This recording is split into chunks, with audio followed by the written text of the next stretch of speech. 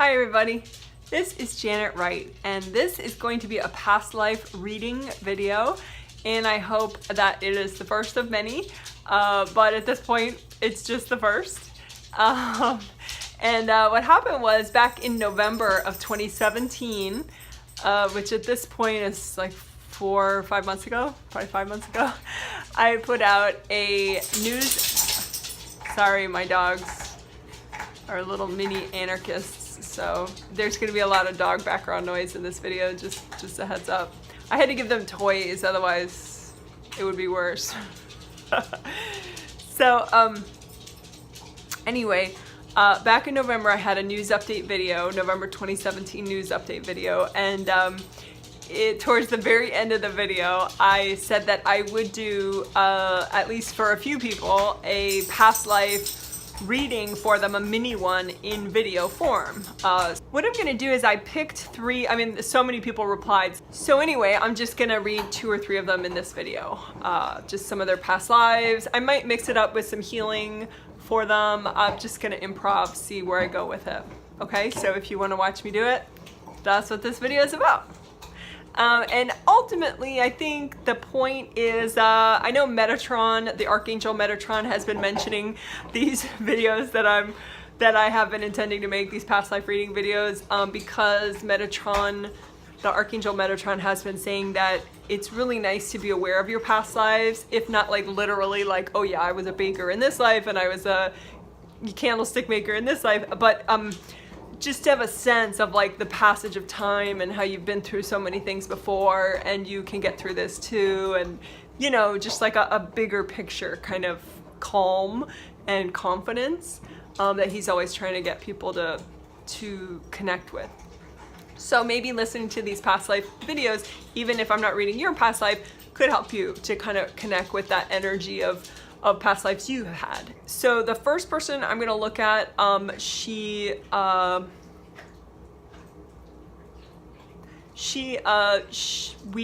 picked a YouTube ID that was private, which I always encourage people to do if they want. Why not? You know, so her YouTube ID is Dances in the Forest, which, you know, how cool. And so I know her real name though. I know her real person last name. And so I'm just gonna look at her and see what past life her angels want me to take a look at, like what would help her for me to look at right now in this short little video. So as I do that, I will close my eyes. And if you want, I don't know what you would do while I do this. You could do whatever you want, you know, cook your dinner or something. Or you could meditate, you know, and, you know, connect with your own intuition, maybe journal, you know, at the same time, and maybe, you know, just center yourself with a nice cup of tea and just, you know, let your intuition maybe, you know, speak to you about some of your past lives as I'm reading these past lives for this person.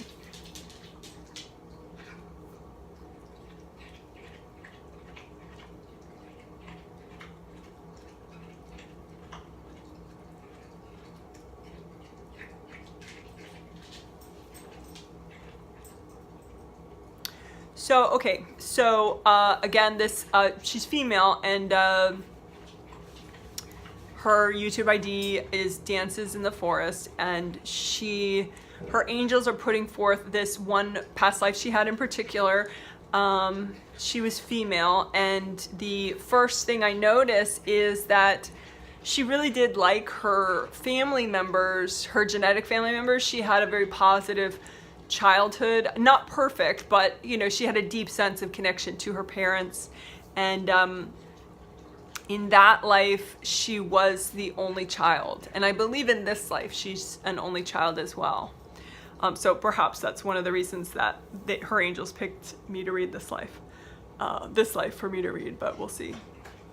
So she was female, she was an only child, she felt very connected to her parents, but it seemed like, I mean, I just see this image of like all the love that her parents had for her and all their helpful suggestions and teachings. They kind of accidentally formed a cloud around her on her path. Like she didn't have enough of her own conscious self-awareness yet in that lifetime. And her parents' love for her and their positive intentions were so strong that it actually accidentally got on her path. You know, like you can imagine a path like a road that's just for you. And ideally you can see forward on the path, or at least you can just walk forward on the path. So it was hard for her to walk forward on the path. She had a lot of hesitation in this past life, for ironically this very positive reason, that her parents loved her so much and she loved them so much. And it just sort of got in the way of her lack of self-awareness and her lack of sense of her own destiny. And that was true in that life. Let's see. You know, keep in mind in past lives, people mature faster. You know, much like in certain cultures today that, you know, maybe are less industrialized, you know, people have kids at younger ages, you know, it's not such a prolonged childhood period. So anyway, for her in that life, she had that cloud around her of her parents' love and kind intentions, blocking her own sense of her way forward. She was 10 and it was still there. She was 12, it was still there. She was 13, it was still there. When she was 14, it looks like her grandmother, in that lifetime, her mother's mother came to stay with them because her mother's mother was getting old. And so her grandmother, her maternal grandmother, was getting older, had trouble walking, and so she moved in with them. And that was some kind of an awakening for this client, having the maternal grandmother there. The maternal grandmother had a way of evoking, like, well, what do you think? You know, and she really challenged this, you know, young woman of 14 years of age to imagine her own future. And nobody had really ever done that. They just assumed that, you know, it would come with time, but it wasn't coming with time. And the grandmother was just somehow really, she knew like, wait, this girl lives in the clouds. She doesn't see forward. And it was troubling for this girl. And it's so weird because she got along with her parents and she really had no significant stresses except for this. So anyway, the grandmother, thank goodness, she had this grandmother who's kind of like a guardian angel in a way, but, you know, a person who knew this and saw this, that she didn't have her vision forward, and she just kind of helped her to call it in. Yeah. You know, this is why the angels wanted me to read this for her, because I have a video called, it's called Bring Your Energy In, Call Your Energy Back, which is actually two different techniques, but it's that first part, bring your energy in. And it talks about, you know, you find a good cloud of your energy above you of like some color. Maybe it's like a bright blue or a bright red or, you know, bright purple or something, but you know it's your energy just instinctively. And the video talks about how you run gold light through it and melt the energy blocks and it just comes in. So in other words, you have to kind of tease in this clarity and this vision. And this grandmother knew how to do this for her. Yes, she even walked her through visualization. So she basically, you know, they didn't have YouTube back then, you know, but the grandmother was a really great substitute. So anyway, I guess that's the angel's way of saying this is your homework, you know, Dances in the Forest, this is your homework. And, you know, for all of you watching, you know, this could be why the angels picked me to do this one first, because this is pretty universal. There are a lot of clients that I have who just don't have a strong sense of their purpose or what career is best for them or where they should live or, you know, really major information. And it's kind of like they're drawing a blank even though they've been working their energy for a while. So yeah, so use that video, call your energy back, bring your energy in, call your energy back. And I guess use both aspects of it, but I think it's mostly that first aspect, bring your energy in, where you find the really pretty clouds of your energy and you bring it in, you know, it's the video, it tells you how.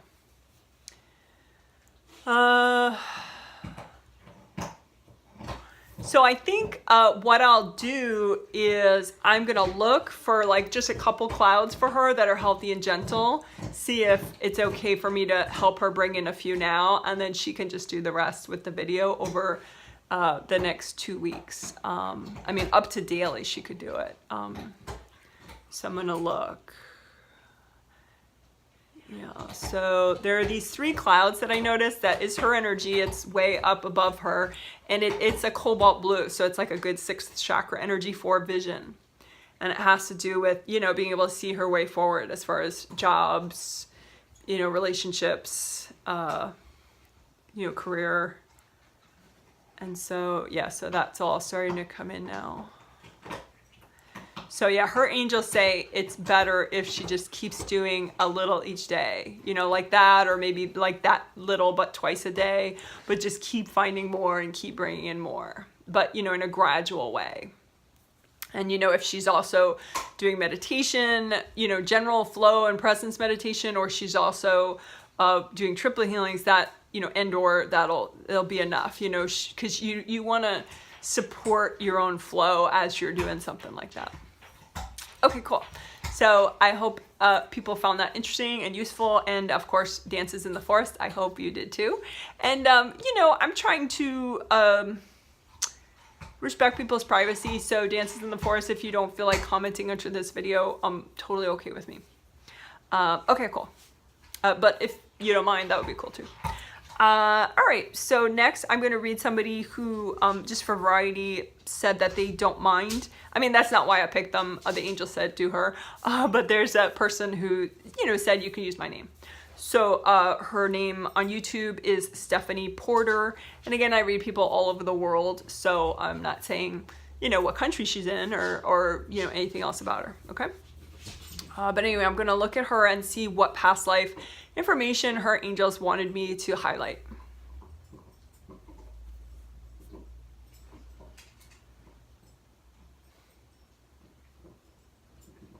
Okay, so her angels want me to read a past life for her about boundaries and having boundaries with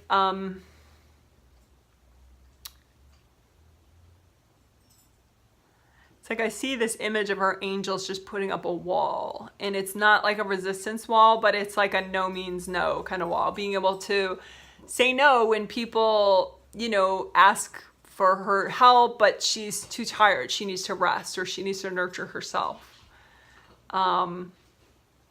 They want me to read a past life that somehow, you know, may shed light on that issue for her. So I'm going to take a look at what her angels want me to read.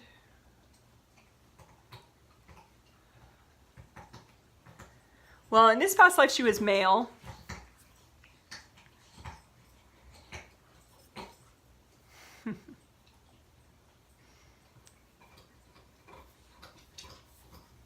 And she had a boat that she built, you know, it was just a wood boat that she had, you know, like a little fishing boat, not like a yacht or anything. This is a past life, you know, so it's like a very simple wooden boat that she made. Because her dad showed her how. And there were probably about 5 or 6 other people in this little community that had boats as well. So she was not the only person with a boat. And she was also not the only, I mean, there was even a boat maker in the town who would, you know, for bartering, he would make a boat for people. So it wasn't like, you know, she was the only person with a boat. But people kept asking her, oh, can you transport this, you know, from here to here in your boat? Can you transport me from here to here in your boat? And it actually wasn't what, they never offered to pay her, you know, even barter. It was just sort of, the whole community knew she was a pushover. Well, he in that life, sorry. Because like other people charged for, you know, take me from one place to the other. I mean, even, you know, they charged, you know, some meat or something. It wasn't like unaffordable kind of costs. But they did charge, but somehow word got out that, oh, he won't charge, you know, ask him. So for about a year, he was kind of taken advantage of, because people that totally could have paid him in meat or in, you know, fish or in, you know, herbs or oils or something of value, they had the means to do it, and they just chose not to even offer that, because they knew that they could kind of guilt him into doing it, to transporting them. And he had his dad, who had helped him make the boat, saw this happening and saw that it was really stressing him out. I mean, because he felt taken advantage of. These were not people that were, you know, going to repay him back in some other way. And so his dad talked to him about it and helped him understand that in enabling these people to use him, that it was bad energy for them, you know, like that it was weakening their life force to be unfair with him and to kind of manipulate him. And so that these people were less good people because of it, and even their immune system was less strong because now they took advantage of him. And so that actually clicked for him, and he was finally able to say no to people and to start charging, you know, very, very affordable things like, okay, well, for one dry fish, I will transport you, or for, you know, like depending on, you know, a very sliding scale, like what he knew that person could afford easily. And so because he didn't want to weaken these people by allowing them to be dishonorable with him. You know, so it was wild. He had to think about it like, I don't want to hurt these people, so I'm going to have strong boundaries with them, and that way we're both strong now. That's very beautiful. So sweet. So that's a good thing. You know, hopefully, Stephanie Porter, that helps you to, you know, to remember that past life and to kind of realize that, you know, because that is a universal thing, that if you allow people to manipulate you, their energy, then, you know, they're harming their own karma. And so you are allowing them to, you know, be poorer, karmically poorer, because now they're going to have to make that up in some lifetime because they took advantage of you. And so now, you know, maybe they'll have to be taken advantage of so that they finally realize compassion at that level. Whereas if you had just pushed back, then it would have perhaps on some level taught them. Maybe not, but maybe it would have taught them. And certainly, you know, that way at least then you're not enabling them in hurting their own karma. So that's very interesting. I like that. So food for thought, I think, for a lot of us, that one. And I think that's it. I think that's all that her angels needed me to do, so I don't need to do a healing with that at all. Yeah, I think that's that. All right. So moving on, the third and final person that I'm going to read, that the angels picked for me to read, she does use a YouTube ID that allows for her privacy, so it's not her name. Which again, I always encourage people to do. You can make, if you want, you can make a YouTube channel name. It's like you go up and into settings and you create a new YouTube channel and you can call it whatever you want. And then you can use that YouTube channel when you comment and it'll show that channel versus your name. But anyway, so her YouTube name is Flat on the Phone. And that's from a private joke that she and I have, which, you know, now isn't so private, but it's funny because I used to do phone readings with her, and she has, at least then, she may now because she's so much more present. She's like a triplet rock star. She does all these triplets. I think she does every one, and gosh, they are helping her energy like an insane amount. And she, and they've helped her so much that now she really works her own energy a lot, you know, with the videos, and she's like, I mean, energetically, it's like, she's like 3 times as present as she was a year ago even. Which, you know, that's a giant transformation. But, you know, I see that a lot with the triplets, those triplet sets, which were designed by the angels. So the angels know what they're doing. But anyway, so flat on the phone, because back then she had no affect, so she could say something and I'd be like, okay, and I'm psychic, but you can tell with people's affect if they really mean something or they're being sarcastic. But she was so flat, like even spiritually, that it's just like I had to ask her for clarification several times during each phone session. I don't do phone sessions anymore, by the way. Okay, so flat on the phone, I'm gonna read her some kind of past life that her angels want me to read.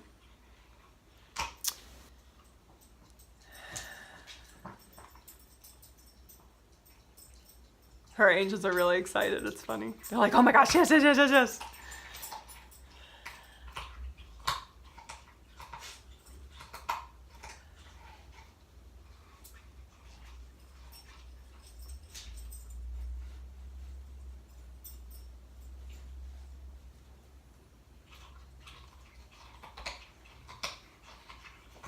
Okay, in this past life, it's sort of a contrast. That's why they want me to read this one.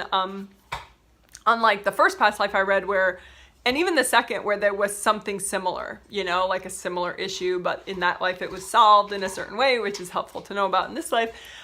This one is sort of a contrast where in this past life, flat on the phone person, she in that life, in this past life, she had parents that were really fun and very healthy and stable and well, which again is kind of the opposite in this life for her. And in that life, they were really positive and fun and encouraging. They were so encouraging. Oh yeah, that is the opposite of this life for her. So in that life, this past life, she had both parents were healthy and sober and encouraging, and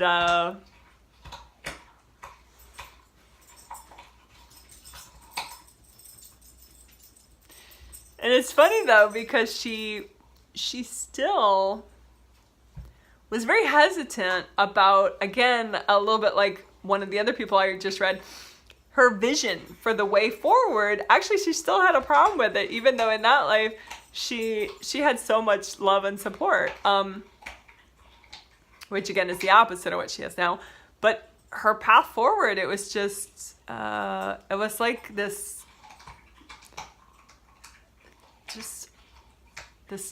unknown. She just couldn't see when she tried to look, like, okay, what should I do with my life? Should I think in that life, obviously the choices were different than in this life. In this life, your career options are so much bigger than in many past lives. In that life, there were probably about maybe a dozen different things she could do career-wise. She was female. But, for like her activities, not just raising kids, she could raise kids and weave baskets. She could raise kids and smoke fish and sell them. She could, yada, yada, raise her own kids and be a teacher for other people's kids. She could not have kids and be like a weaver for the community and sell, designs and clothing. So anyway, there were these different career options she had, but she had no idea.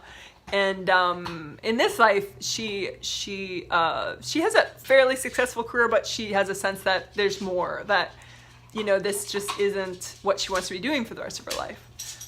So anyway, in that life, even when she was 15, she just didn't know. And again, in past lives, things usually move faster. So not knowing what you want to do at 15 is kind of a thing in that day and age, was a thing.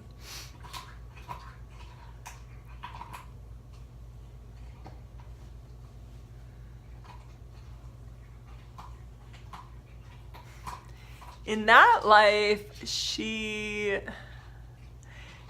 did kind of like a, whatever culture that was, sort of like a sweat lodge idea, where you don't eat, except you eat like special foods. You eat like,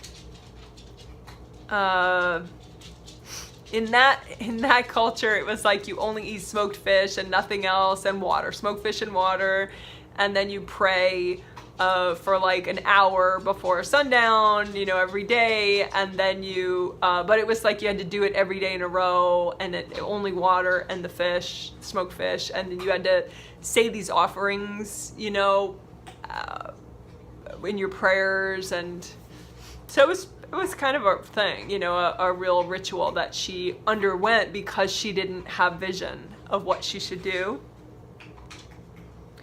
And it lasted for like 5 days.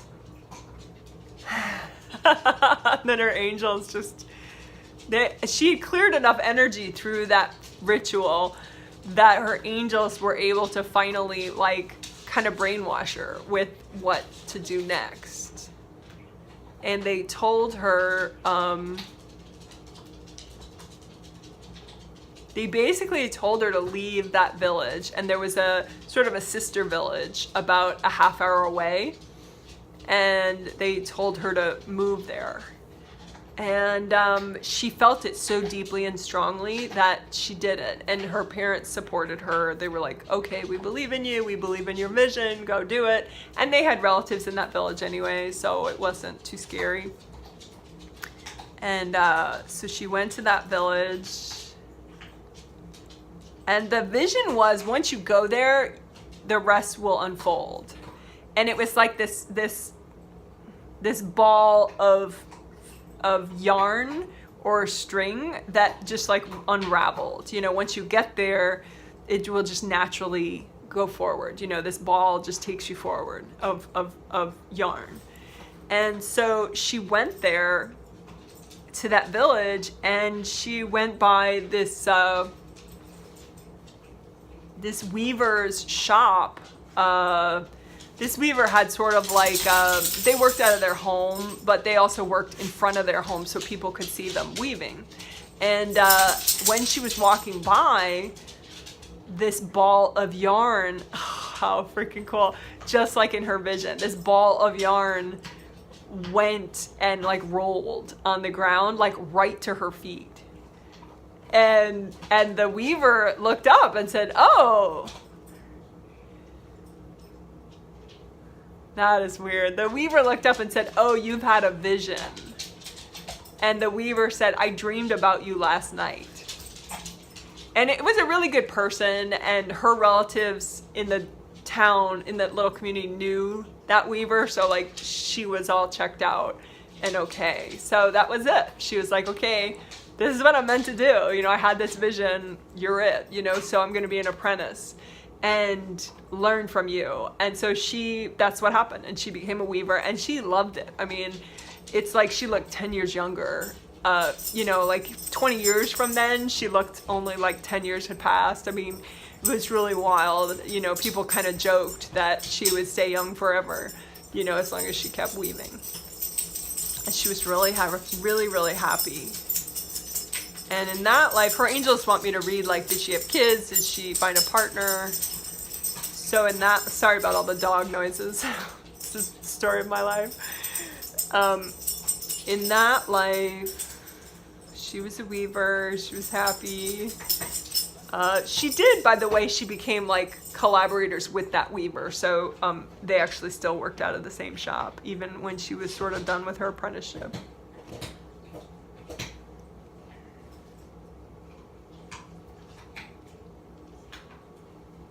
She did find a partner. Yeah, she did find a partner. And it's funny because it was a person who was from a different community who had a vision who came to that community. So it was really wild. And that guy, at first he was drawn to the weaving that she was doing, and he didn't even notice her. Like, he just was walking by, and she, like the other weaver, worked outside a lot if the weather was good, outside of the shop, you know, so the passersby would see the work. And he was like mesmerized by the designs. He just kept staring at them. And she finally like cleared her throat and said, well, I can see that you like the design, you know. I have a small version here, and it's, you know, for, you know, whatever. She was just talking business, but then she saw his eyes, and she realized that she had had a dream about him a week ago. This man with very deep and thoughtful eyes. But it was just like that. It was just this little snippet. That's all it was. And so she said, I had a vision of you. And then that was sort of it, you know. They ended up together and married, and they didn't have genetic kids, but they did adopt, pretty much. They adopted this orphan whose parents had died from illnesses. So they ended up having a kid about 5 years into their relationship through adoption, which, you know, super crazy good karma to give a child a home that does not have a home. So I guess why the angels want me to read this for her in particular, for the client flat on the phone, is they keep talking about moonroof healing and telepathic mesh healing. Those are videos that she probably already knows about, but maybe not like how significant they are for her and her vision forward. So moonroof healing is a video that I just did recently, a few days ago, and for a triplet healing. And so there's a moonroof intro video, and then there's, if you haven't seen it, and then there's a moonroof just walkthrough video that says moonroof healing. And so that's really key for her to open up more her own intuition and her own vision and her own ability to have message dreams about her own future. And then telepathic mesh healing, which is from the triplet set before the one I just did. So, you know, like 2 weeks ago, telepathic mesh healing. And she could just do the walkthrough video of that one. And they just want her to, you know, she can freestyle it if she wants, or she can use the walkthrough videos, the telepathic mesh walkthrough video, and then the moonroof healing walkthrough video. But like, they want her to at least every week, you know, at least once or twice, do healing and clearing in addition to her regular meditation that she's been doing. Just add that and just keep it up. You know, moonroof healing and telepathic mesh healing, to open up more her ability to have vision and gradually more certainty about her path forward and what's best for her, and to open up her intuition and her ability to get messages from her angels. Super cool. And that is actually, you know, advice that we could all take. I personally, those two techniques, telepathic mesh healing and moonroof healing, have